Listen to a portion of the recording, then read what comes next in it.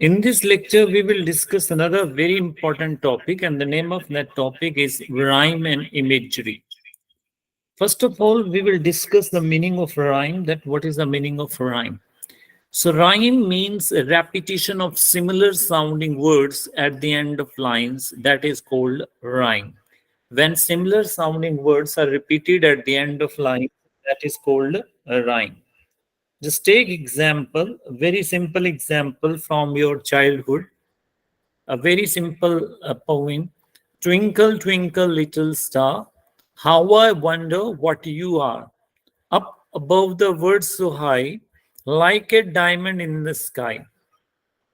Now, if you look at this word, so at the end of the word, we have the repetition of same sound, star, ah. Then in the next two lines, we have the repetition of same sound, high and sky. So there is a rhyme. And how rhyme is calculated? Rhyme always starts with A. So give star A, then we have A, same rhyme scheme. We have given star A, so A will be A. Now high is different from star and R, so it will be B. Clear? And now sky and high, they have the same. So high was B, so sky will also be B. So what is the rhyme scheme of this stanza? A, A, B, B. So in this way, rhyme scheme is calculated. So what is rhyme? So rhyme means repetition of similar sounding words at the end of lines is called rhyme. Now we will talk about some of the advantages of rhyme, that why rhyme is important. Number one, rhyme gives pleasure. You all know that all the songs, they are in the form of rhyme, and that's why whenever we listen any song, so we feel pleasure.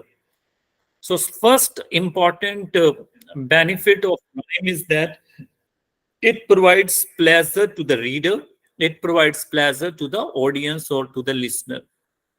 Secondly, rhyme adds melody to the verse. Melody means sweetness, or verse means poem. So it makes the poems really very sweet, and that's why we enjoy that poem. And secondly, it is rhyme which links the complete poem. It keeps the pattern intact by binding the stanza, because rhyme links the various stanzas of a poem, and that's why there is a connection in the complete poem.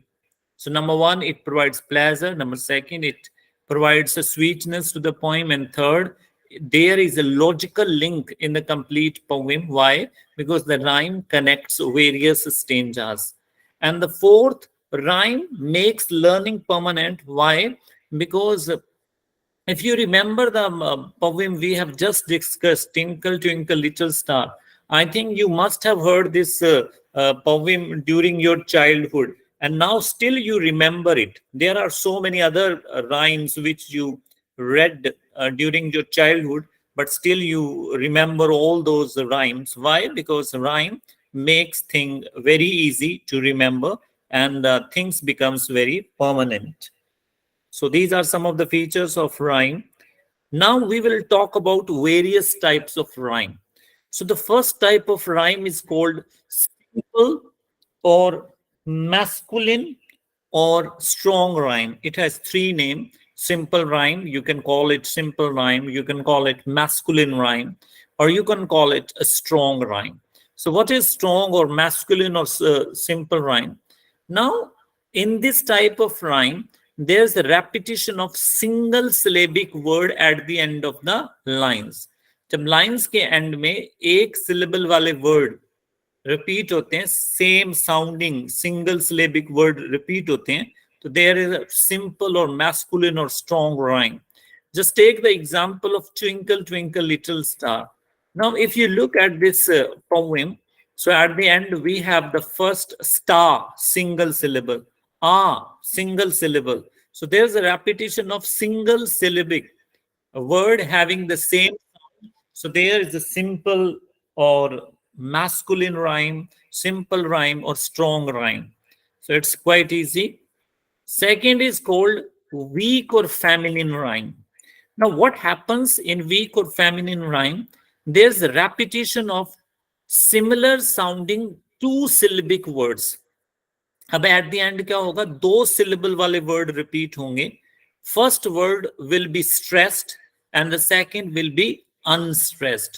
So whenever at the ending of any line there's a repetition of two syllabic word, so there's a weak or feminine rhyme, and in those two syllables first syllable is stressed, second unstressed. Just I want to give you example. Now, if you concentrate at the ending words, now how many syllables are in this word? F-E-E-L-I-N-G. So if you pronounce it, feeling, there are two. Feeling. Syllables कैसे identify करते हैं? Words को बोलने से. जब आप किसी word को बोलते हो, तो जहां ठहराव आता है, एक syllable खत्म हो जाता है, दूसरा शुरू हो जाता है. So if you pronounce this word F-E-E-L-I-N-G, how will you pronounce it? Feeling. तो fee is one, ling is second. ठीक है. और इस वर्ड में फीलिंग में feel is the main word, ing is suffix. Suffix जानते हो ना, a word which is attached after the root, जो किसी वर्ड के पीछे लगता है उसे हम सफिक्स कहते हैं. And in English there is a rule, and what is the rule? That suffixes are never stressed. Suffix पे कभी भी स्ट्रेस नहीं लगती. तो इसमें स्ट्रेस हमेशा किस पे लगती है? Only on the main word. So main word is feel, so the first syllable is stressed, feeling. The fee is stressed and ling is unstressed. Similarly, in healing, we have two syllable, healing. Clear? So that's called weak or feminine rhyme. Third type of rhyme is called triple or quadruple rhyme. Triple, do you know? 3. Or quadruple, मैंने कहा था 4. So in this type of rhyme, there's a repetition of 3 or 4 syllabic words. क्या repetition होगी? 3 और 4 syllabic word repeat होते हैं at the end of the lines. Just ठीक है. And what is first syllable is stressed. पहला syllable stressed होगा, and after that there are unstressed syllable. First syllable is stressed and the other syllables are unstressed. अगर आप इतना stress unstressed भी नहीं याद रखते, आप सिर्फ सिलेबल काउंट कर लेना तो आपको पता चल जाएगा. सो इन ट्रिपल और quadruple rhyme there's a repetition of 3 or 4 syllabic word. So whenever there's a repetition of 3 or 4 syllabic word at the end of the lines, so there's a triple or quadruple rhyme. Just take example. Now concentrate at the ending. I've got new mythological machinery and very handsome supernatural scenery. So now in machinery, if you concentrate, so how many syllables are there? 4 syllables are there. If you pronounce this word, so how will you pronounce? Machinery. So there are 4 syllables. Machinery. Clear? So there are 4 syllables. And at the end of the second line, there's the word scenery. So how many syllables are there? आप बोल के देख लो. C के बाद आप रुक रहे हो, न के बाद आप रुक रहे हो. There are 3 syllables. Scenery. So at the end of these 2 lines, there's a repetition of 4 syllabic word and 3 syllabic word. So in this example, there's a triple or quadruple rhyme. These lines have been taken from Lord Byron's poem Don John. Next is internal rhyme. What is the meaning of internal rhyme? Repetition of similar sounding words in a single line. जब एक ही line में 2 एक जैसे आवाज वाले शब्द repeat होते हैं, तो that is called internal rhyme. One words appear in the middle of the line and the second word appears at the end of the line. So when a syllable means internal rhyme means repetition of similar sounding words in a single line, that is called internal rhyme. Just take example. The fair breeze blew, the white foam flew. देखो बीच में क्या आ गया? Blew. और last में क्या आ रहा है? Flew. There's a similar sounding words, repetition of similar sounding words in a single line. One in the middle of the sentence and the second is at the end of the line. So there's internal rhyme, and this quotation has been taken from S.T. Coleridge's poem Rhyme of the Ancient Mariner. Next type of rhyme is called perfect rhyme. Now, why it is it called perfect rhyme? Because it has certain features. Now, what is a perfect rhyme? Now, in perfect rhyme, what happens that starting, only the starting sounds are different. Otherwise, all other sounds are same. जैसे क्या कहता है the vowel sound and the immediately flowing consonant sound same. सिर्फ आपको ध्यान रखना है कि इसमें क्या होता है कि उसमें जो वाउल साउंड आता है वो भी सेम होगा, वाउल साउंड के बाद जो कॉन्सोनेंट साउंड आ रहा है वो भी सेम होगा. सिर्फ क्या होगा कि जो वाउल से पहले जो साउंड आएगा वो डिफरेंट होता है. Just take I want to give you example. इतना डिटेल में आपने नहीं जाना. I am going to give you example and you will be able to understand. Tiger, tiger, burning bright in the forest of the night. Now concentrate at the end of the word. So at the end we have bright and night. Now only there's a difference in b and n. Otherwise, sorry, br and n. Otherwise the same. पहले में कौन सा sound आ रहा है? Bright, I sound आ रहा है और फिर ट आ रहा है. नाइट भी बोलिए नाइट, आई साउंड आ रहा है और ट आ रहा है. डिफरेंस किसमें है? In the beginning word, sorry in the beginning sounds. So you must remember, perfect rhyme में आपको ध्यान रखना है there is difference only in the beginning sounds. Otherwise the sound of vowel is same, and similarly the sounds of consonant coming after vowel, that is also same. So this quotation has been taken from William Blake's poem The Tiger. Next is imperfect rhyme. अब imperfect rhyme क्या होगी? Imperfect rhyme is one that is not perfect, means there's not repetition of similar vowels. There's not a repetition of similar consonant after the vowel. So imperfect rhyme means a rhyme which does not follow the qualities of perfect rhyme. Now imperfect rhyme में जो सबसे important quality होती है, that is called I rhyme. Now what is the meaning of I rhyme? I rhyme is also called deceptive rhyme. ये धोखे वाली rhyme होती है. Why? Because outwardly looking at the words, it seems that they have the same sound. But in reality, they don't have the same sound. Just I want to give you example. COMB, TOMB. अब आपको ये दोनों शब्द देखने को same लग रहे हैं. COMB, TOMB.